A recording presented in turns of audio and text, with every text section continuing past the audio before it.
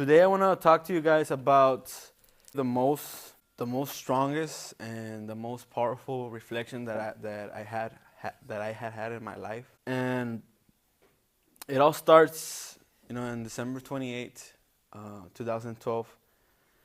And my family and I were celebrating that my dad had survived a dialysis operation procedure. And it's kind of like they kind of wash your blood and stuff like that. And we were told that that my dad, when they did the dialysis to him, that he had like a 50-50 chance to survive, and he did. So we were all happy, celebrating, and I still remember that I went into the room and I saw my dad. And when I saw my dad, he was peaceful. He was laying in bed and tranquilo. So then I decided to go back home. Because I wanted to go and visit my ex-girlfriend. Don't tell Ruby. But Ruby, do you hear that? I wanted to go visit my ex-girlfriend. And plus, I wanted to get ready. I wanted to shower because I was going to go party. And I remember that, to be honest, I was more interested in going to party, getting ready for the party, go and see my ex-girlfriend. At that time, get drugged and get drunk too, both drugged and drunk.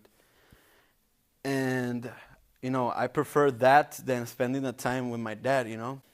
That Friday, I did not end up going to see my ex-girlfriend or to party because my sisters were in town. And at that time, we lived in Eagle Pass, Texas, and they live over here. So they were going to take off over here, and they wanted me to go to dinner. So I did. So we went out to dinner, and to be honest, I was kind of forced to go to dinner with them, and I had to. And I wanted to be there. And I remember that we were at the restaurant, and we were kind of like waiting for our order and stuff. And while we were waiting for our order, I still remember like it was yesterday that I got a text. And in that text, it was my brother. And he told me something like this. It was like, come to the hospital. Dad died. So when I saw that text, I was shocked. I didn't know what to do. And I was paralyzed. I was in shock. Couldn't believe it. Then right after, I kind of had a phone call from my aunt. And she told me, come to the hospital because your dad died and your mom is inconsolable. So we took off. My big brother Juan was the one driving, and he was crying all the way. And I was still in shock. I wasn't crying. I was still in shock. I couldn't believe it. And I remember I was still talking to myself, and I said, "This is not real. This is a dream. This is not real." And when we got to the hospital, I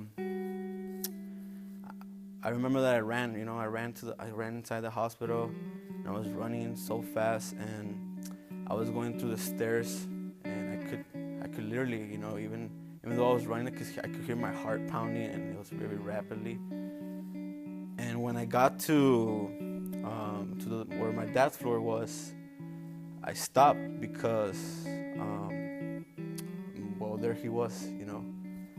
My dad was laying in this bed, and he had like a white sheet over him.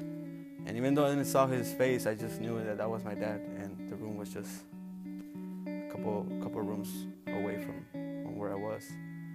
And then I remember that they took the body into the elevator, and they went downstairs, and I remember that I saw the elevator doors closing, and I just said, it's real.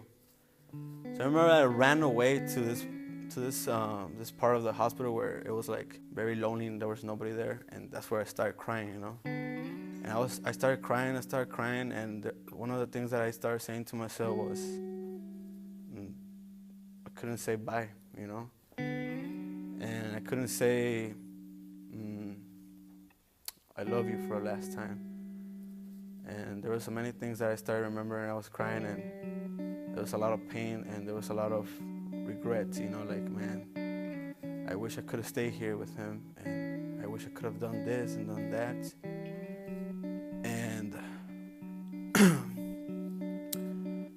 even though this is not about me, now I want to talk to you about this. I'm not sharing this to make you feel sorry for me. I'm sharing this because sometimes we live our lives really fast, and we never know when our parents or our loved ones can die, right? So today we're gonna stop a little bit and we're gonna reflect, and I want you to imagine that this is the last day of your life. This is the last day of your life. This is actually the last 20 minutes of your life. And I'm giving you the opportunity to write a letter to your parents, to a loved one, to yourself, to God. And in that letter, write like it was your last time.